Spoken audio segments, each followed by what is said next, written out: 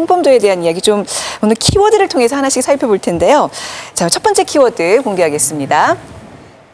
머슴. 네, 머슴 출신이었죠. 예. 1868년 8월 평양 인근에서 이제 출생을 했다고 하시는데 아버지도 이제 그 구소련 측자료에 의하면 그 머슴이었다. 그러니까 결국 대를 이어서 이 머슴 생활을 했으니까 상당히 이제 좀 힘든 그 뭐 삶을 그 시작했다 이렇게도 볼 수 있는 거죠. 자, 다음 키워드 보겠습니다.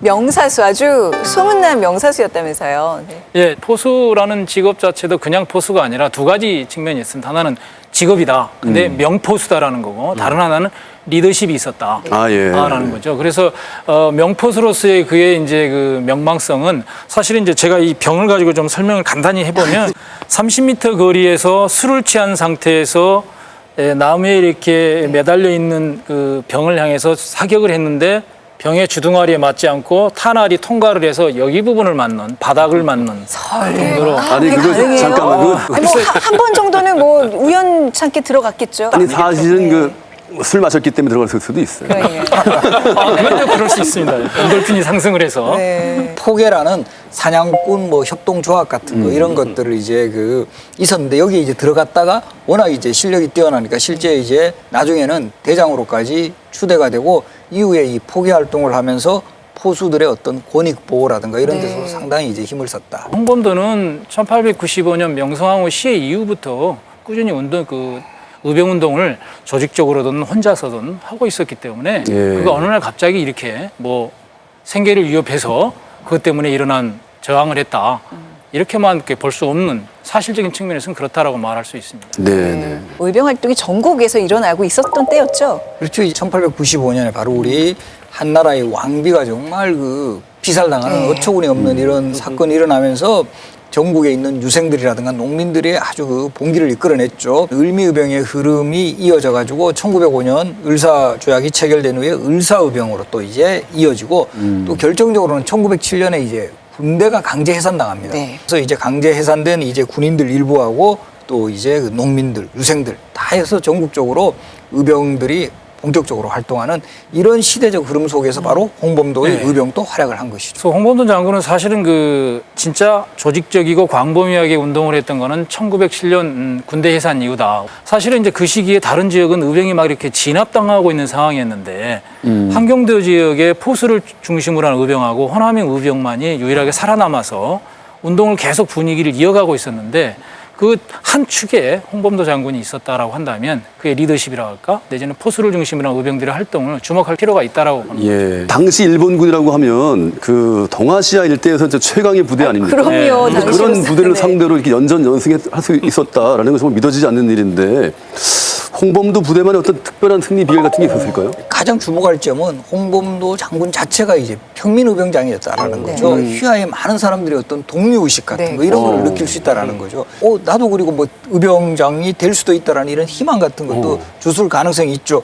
그러다 보니까 자연스럽게 홍범도 이하에는 많은 의병 부대가 이제 합류를 하게 되었고 이것이 또 승리에 또 중요한 그 기반이 되는 것이죠. 이 삼포수들은 그 유격전인데 유격전의 특징은 기동전이거든요. 빨리 치고 빠지는 그렇죠. 건데 일본군은 상대적으로 지형이 익숙할 수 없는 조건인데 자신들이 평소에 사냥하던 곳인데 그래서 의병 활동에서 상당히 유리했다. 특히 유격전에 유리했다라는 점이죠. 홍범도 장군을 그 지휘관으로서의 면모를 살펴보자면은 하급 말단 부하들까지도 끼어안는 그러한 따뜻함, 아주 온정적인 그러한 면이 있었다고 합니다. 어디에서 맛있는 음식이라든지 귀한 물품이 들어오면은 당신 자신이 하지 않고 늘 아래쪽으로 이렇게 내려보내고 제일 놀라운 것이 그 군복이 사령관의 군복과 말단 병사의 군복이 구별이 안 되었답니다. 인간미와 리더십으로 활약했던 평민의병장들이 꽤 많습니다. 강원도와 경상도를 중심으로 활동했던 그 신돌석 장군이라든가 김백선 장군 이런 분들인데 신돌석 장군은 이름부터 친근하잖아요. 맞아요. 친근해요. 홍범도 장군은 특히 또 아무래도 뭐 별명도 많았을 것 같아요. 그러니까 일본군은 오히려 적군인데도 홍범도 장군을 이 나르는 장군이라고 불렀대요. 나르는 장군이 네, 비슷한 맥락에서 이 민중들도 비장군, 그러니까 난다는 이미지가 계속해서 부여가 되는 거죠. 우리 어릴 때 왜 나르는 원더우먼이라고 있었잖아요. 우리 어릴 때요? 아, 죄송합니다.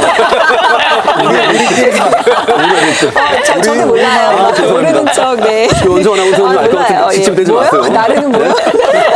평안도 지방에서요. 이 홍범도 장군에 대한 별명이랄까 아주 특별한 명명들이 참 많았는데 축지법을 마음대로 구사하는 장군. 예? 그다음에 총알로 바늘귀도 뚫는 사람. 바늘이요. 여러 별명들 가운데서 제일 아주 적절한 별명이 펄펄 나는 홍범도. 네. 그만큼 그냥 신출귀몰하면서 그냥 용맹했다는 뜻이겠네요. 대체적으로 보면 일단 체격은 크면서도 매우 날렵하고 네네. 용맹하고 산을 잘 타서 네, 네. 근육이 발달했고 거기에다가 정말 그 사격까지 뛰어난 잘하고. 사격 솜씨. 네, 그래서 저게 이거는 정말 그게 우리 편이니까 유명한 거 아니에요? 다행이지 저기였으면 정말 싫었을 것 같아요. 홍범도 장군의 그 존재성에 대한 그 명성이랄까 평가는 나르는 홍범도 노래라는 그런 이름으로 알려져 있는데 그 찬양한 그 노랫말이 좀 어떻게 되는지 한번 보실까요? 홍대장이 가는 길에는 1월이 명랑한데 외적군대 가는 길에는 비가 내린다. 네, 홍범도 장군님은 동산리에서 외적 수사대 11놈 몰살시켰네. 뭔가 이 자기를 찬양하는 노래가 있으면 정말 힘이 날 것 같아요.